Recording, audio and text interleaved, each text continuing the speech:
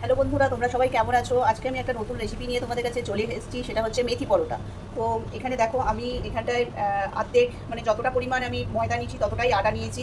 কারণ শুধু ময়দা দিয়ে মানে যদি আমি পরোটা করি তো সেটা পেটের পক্ষে ভালো নয় বলে আমাদের বাড়িতে এটা চলে না। তো যখনই আমরা লুচি পরোটা করি তো তার সঙ্গে খানিকটা আটা মিশিয়ে নিই। তো এর মধ্যে আমি কী কী দিচ্ছি সেটা তোমরা দেখে নাও মেথি পরোটার মধ্যে। আচ্ছা, এখানে আছে, প্রথমে আছে লঙ্কা গুঁড়ো, এটা ধনে জিরে গুঁড়ো, এটা মেথি পাতা, এটা মেথি পাতা যেটা দোকানে কিনতে পাওয়া যায় এটা। হ্যাঁ, মেথি পাতা শুকনো করে সেটার। আর এখানে আছে অল্প ধনে আর জিরে, আর এখানটায় রয়েছে চিনি। আর আমি পরিমাণ মতন এখানে নুন দিয়ে দেবো। আর দেখতে থাকো যে আমি এটা কীভাবে করছি। পরিমাণ মতন নুনটা দিয়ে দিলাম। এরপর এখানে আমি মেথি পাতাটা দিয়ে দেবো। সব মশলাই এখানে দিয়ে দেবো, সব মশলা দিয়ে এখানটায় এটা ভালো করে মাখিয়ে নেবো। এটা ভালো করে মিক্সড করলাম, মিক্সড করে নিলাম। এরপর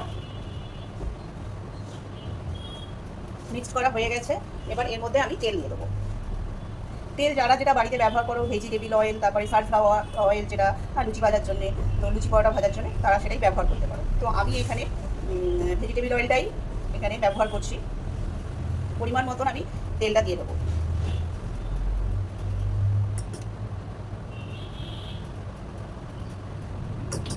তেলটাও দিয়ে নিলাম পরিমাণ মতন, দিয়ে আবার এটাকে এরকমভাবে ভালো করে মাখিয়ে নেবো, মিক্সড করে নেবো। তেলের সঙ্গে ময়দাটা পুরো যেন মিক্সড হয়ে যায়।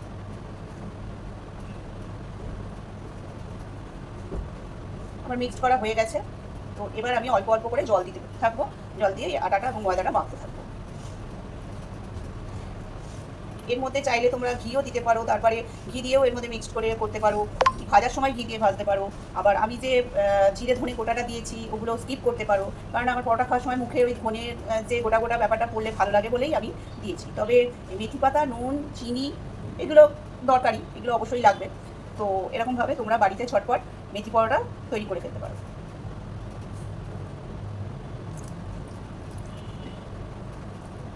তো এটাকে আমি ভালো মতন মেখে নেবো, মেখে নিয়ে একটা ডো তৈরি করে নেবো।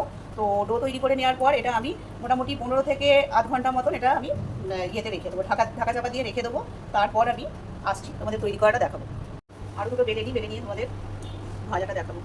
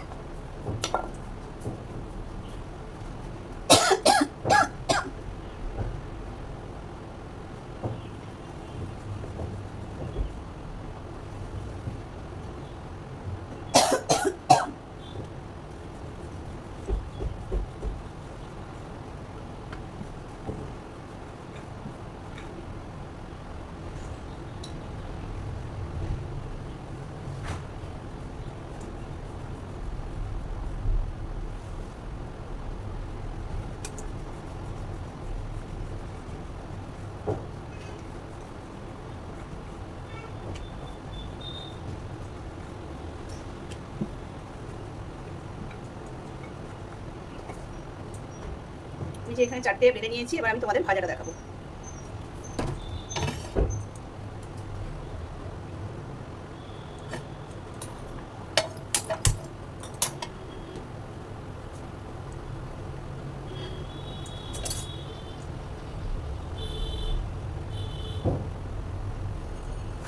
তাওয়াটা আমি আগেই গরম করে রেখেছিলাম, এই ফ্রাই প্যানটা। তো এটা আমি ওই জন্যই সঙ্গে সঙ্গে মানে গরম যেহেতু ছিল এটা দিয়ে দিলাম। বেশ মোটামুটি গরম হবে তবেই এটা দিতে হয়, যেহেতু আমার গরম করা ছিল তো আমি এটা দিয়ে দিয়েছি।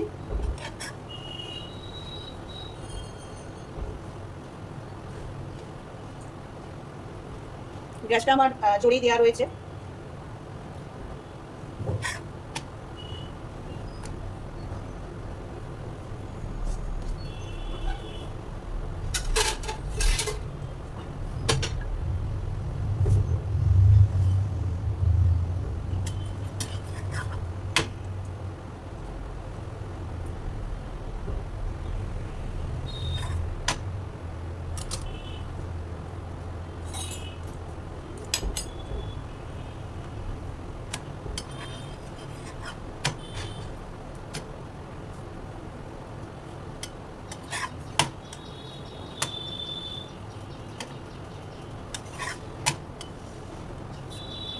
দু পিঠি মোটামুটি ভালো করেই ভাজা হয়ে গেছে, মানে শাকা হয়ে গেছে। এবার আমি তেল দেবো।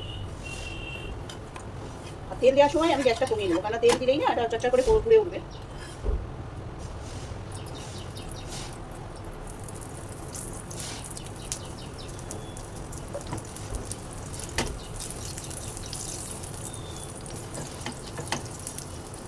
এবার আমি গ্যাসটা জোরে দিয়ে দিয়েছি।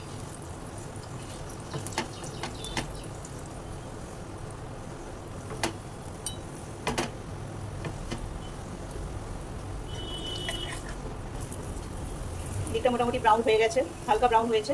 তবে আমি আরেকটু মানে লাল লাল করে নেবো, কারণ আমাদের বাড়িতে এই হালকা ব্রাউনটা খুব একটা কেউ পছন্দ করে না, একটু পোড়া পোড়া হলে সেই ব্যাপারটাই পছন্দ করে। তো আমি ডিপ ব্রাউন করে নেবো।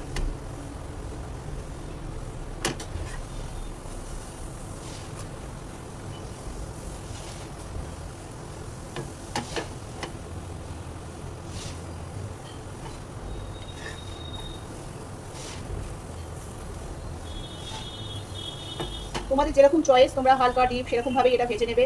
এটা আর কি খুব কম খাটনিতে, কম খরচে, মুখরোচক একটা খাবার। গরম গরম ভেজে যার যেরকম ইচ্ছে, ছোলার ডাল দিয়ে, কেউ চিকেন কষা দিয়ে, তারপরে আলু চচ্চড়ি দিয়ে, যার যেমন বাড়ির পছন্দ সে সেরকমই এর সঙ্গে তরকারি করে নেবে, কোনো একটা রেসিপি করে নিয়ে এটা খাবে। আমার পরোটাগুলো কিন্তু একদম লাল লাল হয়ে গেছে, আমার বাড়িতে যেরকম আমরা পছন্দ করি। তো এবার আমি তুলে নেবো।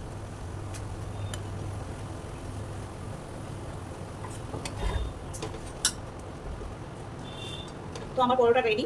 যার যার রেসিপিটা ভালো লাগবে তারা কিন্তু লাইক এবং শেয়ার করতে ভুলো না। আর এটা সম্বন্ধে আরও যদি কিছু জানার থাকে তো আমাকে কমেন্ট বক্সে এসে কমেন্ট করতেও পারো। আর এটা সম্বন্ধে আমার থেকে যারা অভিজ্ঞ আছেন তারাও এসে আমাকে কোন জায়গাটায় আমার মানে ভুল রয়েছে আরও ভালো করে করা যায় সেটাও বলতে পারে। তো আজকের মতন আসছি।